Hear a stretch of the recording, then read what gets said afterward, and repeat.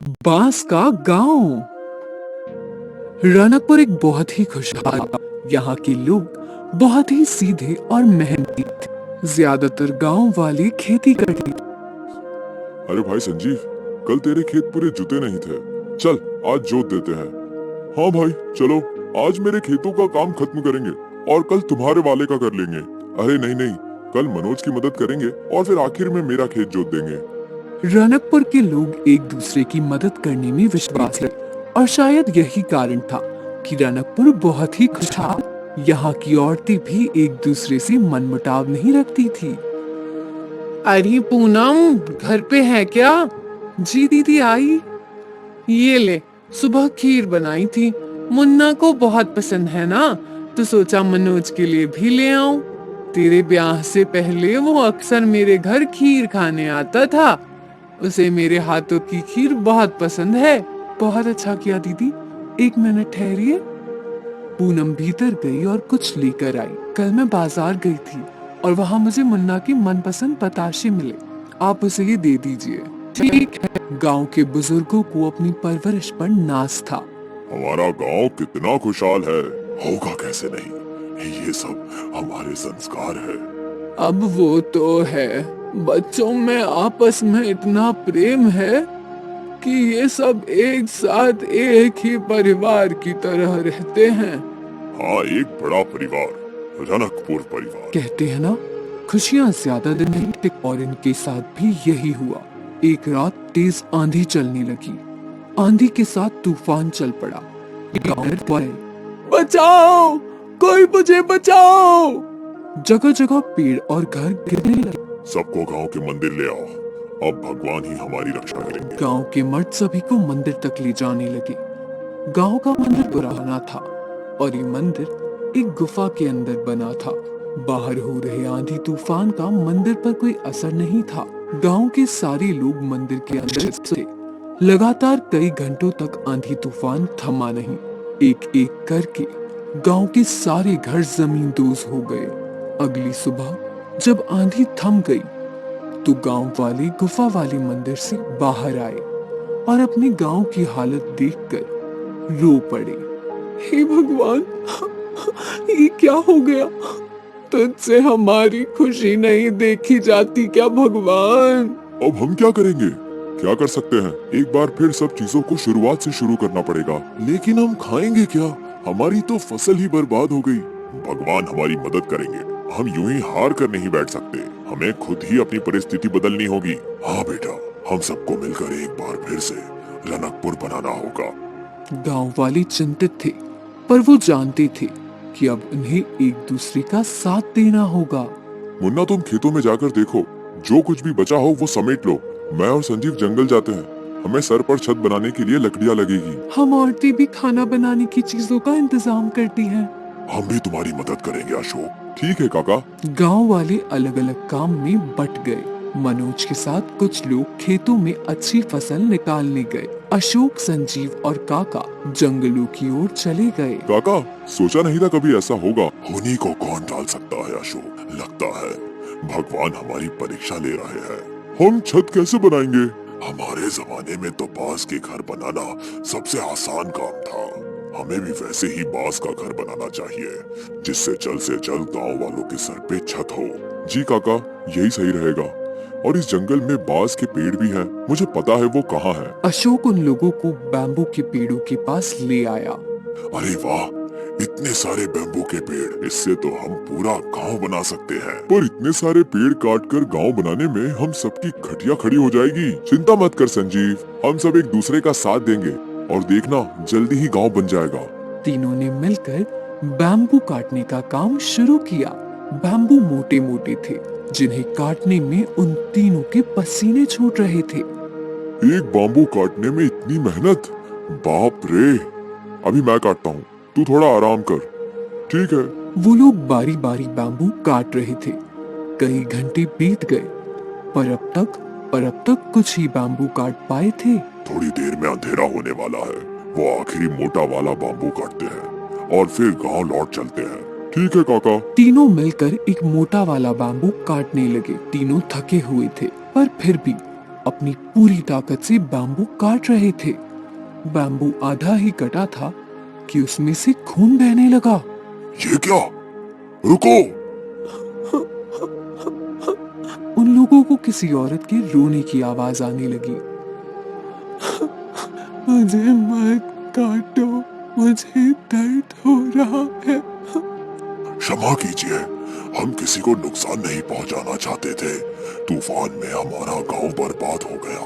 बस घर बनाने के लिए बांस काटने आए थे। हमें क्षमा कर दीजिए। तभी उनके सामने बांस की देवी आई। बांस की देवी के तेज से जंगल प्रकाशित हो गया। देवी ने सबसे पहले उस बांस के पेड़ को ठीक किया। खून बहना बंद हो गया और रोने की आवाज भी थम गई।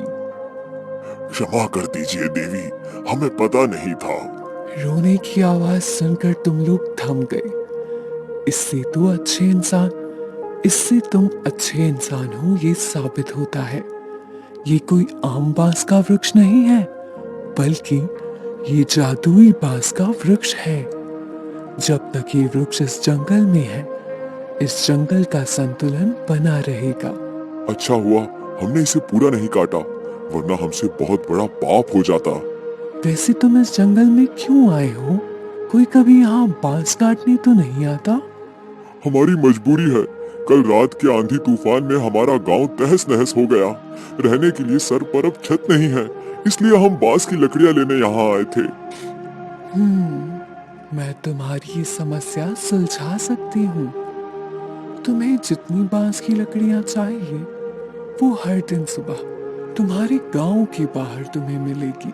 पर तुम्हें मुझे एक वचन देना होगा कि तुम इस जादुई बांस के पेड़ और इस जंगल के रहस्य के बारे में किसी को नहीं बताओगे। हम वचन देते हैं। तीनों ने बांस की देवी को वचन दिया और वहां रखी बांस उठाकर अपने गांव लौट आए। अगली सुबह जब वो उठे तो गांव के बाहर ही ढेर सारी बांस की लकड़ियां थी। इतनी तो हम भी नहीं काट सकते थे। धन्यवाद बांस की देवी। और फिर गांव वाले मिलकर बांस से घर बांधने लगे। सभी लोग एक दूसरे की सहायता कर रहे थे। ये लो दादी माँ, तुम्हारा घर तैयार है। भगवान तुम लोगों का हमेशा भला करे बेटा। एक एक करके सभी के घर तैयार हो गए। गांव वाले बहुत खुश थे। सोचा नहीं था कि समस्या से इतनी जल्दी उभर पाएंगे हम। ये सब सारे गांव वालों की मेहनत से हुआ है। उस दिन गांव वालों ने उत्सव मनाया और फिर अपने अपने घर में जाकर सो गए। रात को फिर से तेज आंधी बहने लगी और तूफान भी लौट आया। हे भगवान, ये क्या अनर्थ कर रहा है? एक बार फिर हमें बेघर करना चाहते हो क्या? हे भगवान, क्या ये बांस के घर इस आंधी तूफान को झेल पाएंगे? मुखिया जी ने घर से बाहर झांका तो बाहर तो तेज आंधी तूफान थी, पर बांस के घर को कुछ नहीं हो रहा था। ये कैसे संभव है? इन बांस के घर पर तो आंधी तूफान भी विफल हो गए। इसका राज बस 3 लोगों को पता था, अशोक, संजीव और काका। तूफान थमने के बाद गांव वालों ने उन तीनों से पूछा, आखिर माजरा क्या है? इन बांस के घर को कुछ नहीं हुआ। इन बांस के घरों के सामने आंधी तूफान भी फीके हैं, पर इसका राज हम बता नहीं सकते। हमने वचन दिया है। आप लोगों को बस यही बोलेंगे कि जब तक हम इन बांस के घरों में रहेंगे, हम सुरक्षित हैं। ठीक है, अब हमें चिंता करने की कोई जरूरत नहीं। रनकपुर एक बार फिर खुशहाल गांव बन गया था। अब कोई आंधी और तूफान उनके गांव को तहस नहस नहीं कर सकता था, क्योंकि उनका गांव अब कोई आम गांव नहीं, बल्कि जादुई बांस का मजबूत गांव था। अहियापुर गांव में भीमा और प्रताप ने साथ ही एक छोले भटूरे की रेडी डाली। भीमा और प्रताप बचपन के दोस्त थे। वो दोनों मिलकर काम किया करते थे और मुनाफा भी आधा आधा बांट लेते थे। ये ले भाई, इस महीने का आधा मुनाफा। अच्छा है, मुनाफा बढ़ता जा रहा है। दोनों दोस्त हमेशा मुनाफा बढ़ाने के बारे में सोचते थे। भीमा पैसे लेकर घर गया। उसने पैसे विमला को दे दिए। इस महीने ज्यादा मुनाफा हुआ है। बहुत अच्छी बात है। भगवान करे आपका मुनाफा ऐसे ही बढ़ता रहे। भीमा का परिवार खुश था। वहीं जब पैसे लेकर प्रताप घर गया, देख रही हो इस बार कितना ज्यादा मुनाफा हुआ है। क्या देखूं, आधे पैसे तो वो भीमा ले जाता है। सोचो, अगर पूरे पैसे तुम्हें मिलते तो तुम हर महीने मेरे लिए गहने बनवाते। पर क्या फायदा, तुम दिन भर इतनी मेहनत करो और बस आधा ही मुनाफा कमाओ। ऐसे क्यों बोल रही हो? भीमा भी तो मेरे जितनी ही मेहनत करता है।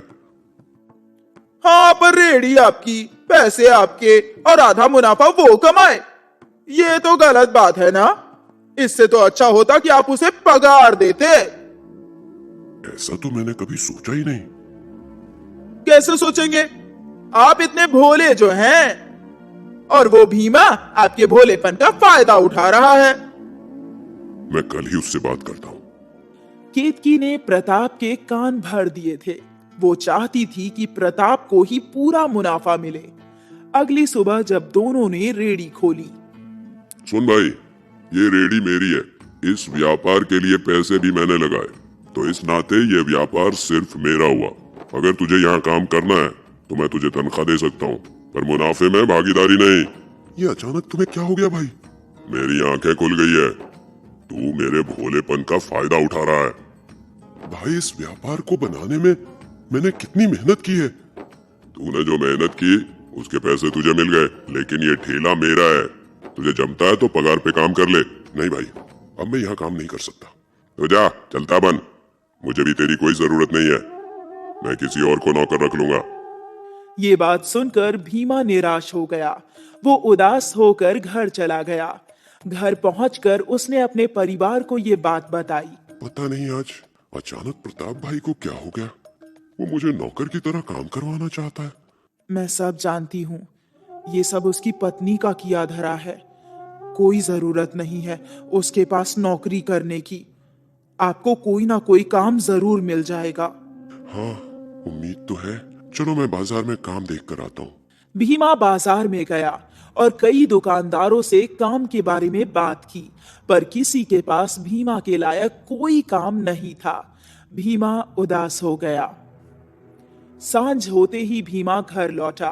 भीमा का चेहरा देखकर विमला समझ गई थी कि उसे कोई काम नहीं मिला है। आप चिंता मत कीजिए, अगर आपको आज काम नहीं मिला है तो कल मिल जाएगा। थोड़ा सब्र रखिए। अगले कुछ दिनों तक भीमा यहाँ वहां काम की तलाश में घूमता रहा, पर उसे कहीं कोई काम नहीं मिला। यहाँ प्रताप ने एक बावर्ची को काम पर रख लिया था और उसका छोले भटूरे का ठेला पहले से भी अच्छा चल रहा था। एक शाम की बात है। तो हमारे बचत के पैसे भी खर्च हो रहे हैं। मुझे जल्द से जल्द कोई काम ढूंढना ही होगा। मिल जाएगा। कैसे मिलेगा? मुझे छोले भटूरे के सिवा कुछ बनाना आता ही नहीं है। तो पापा, आप वही बनाइए। क्या? सही तो कह रही है बच्ची। आप भी अपने छोले भटूरे की रेडी डाल दीजिए। रेडी खोलने के पैसे तो है ही हमारे पास। पर मैं अकेली रेडी कैसे संभालूंगा? मैं और शीतल है ना, हम आपकी मदद कर देंगे। और क्या पता, अगर भगवान की कृपा रही तो आपकी रेडी बहुत मशहूर हो जाएगी। हाँ, रेडी तो मैं खोल ही सकता हूँ। विमला ने भीमा को प्रोत्साहित कर दिया। अब वो खुद की छोले भटूरे की रेडी खोलने वाला था।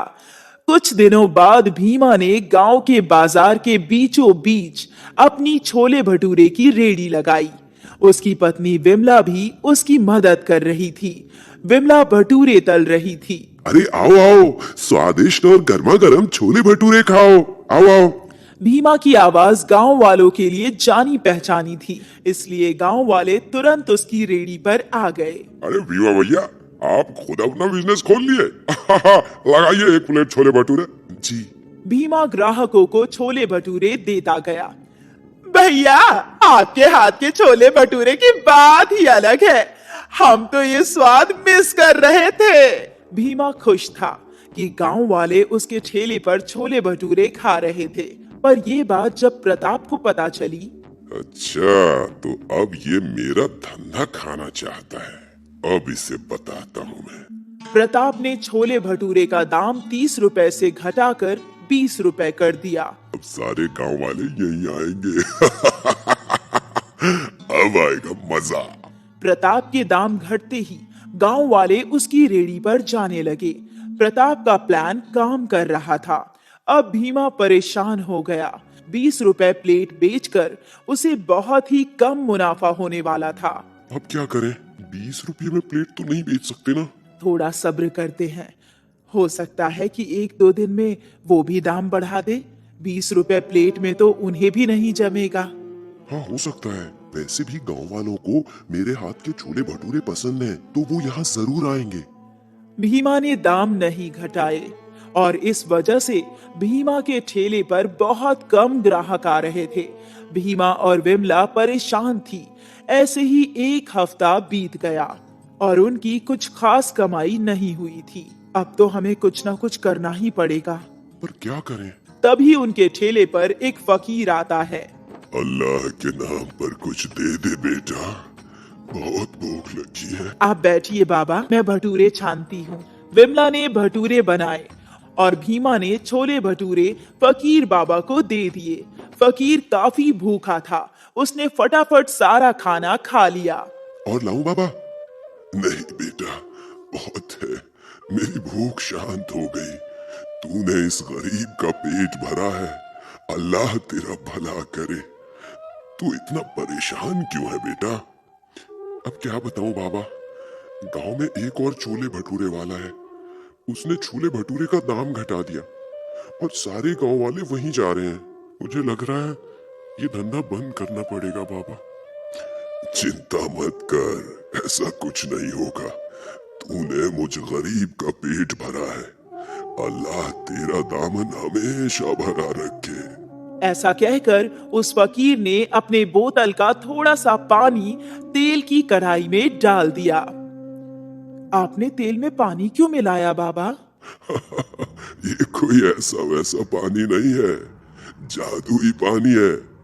अब से तू जो भी इस कढ़ाई में बनाएगी उसका आकार बड़ा हो जाएगा। विमला ने एक भटूरा तेल में डाला और डालते ही वो भटूरा कढ़ाई जितना बड़ा हो गया। हे भगवान! इससे तेरी सारी परेशानियां सुलझ जाएगी बेटा। अल्लाह मालिक, मैं चलता हूँ। फकीर बाबा विमला और भीमा को आशीर्वाद देकर चले गए और बड़े बड़े भटूरे देखकर गांव वालों की भीड़ लग गई। इतने बड़े भटूरे मैंने आज तक कभी जिंदगी में नहीं खाए। भीमा ने दाम बढ़ाकर ₹50 कर दिए। फिर भी ग्राहकों की भीड़ बढ़ती ही जा रही थी और यहाँ प्रताप अपने नौकर पर चिल्ला रहा था। अबे, उस भीमा की तरह बड़े बड़े भटूरे बना। मालिक, मैंने बहुत कोशिश की पर बन ही नहीं रही। मुझे नहीं पता, तू कुछ भी करके बना वरना तुझे काम से निकाल दूंगा। प्रताप के नौकर ने बहुत कोशिश की पर उसके बड़े भटूरे फूलते ही नहीं थे।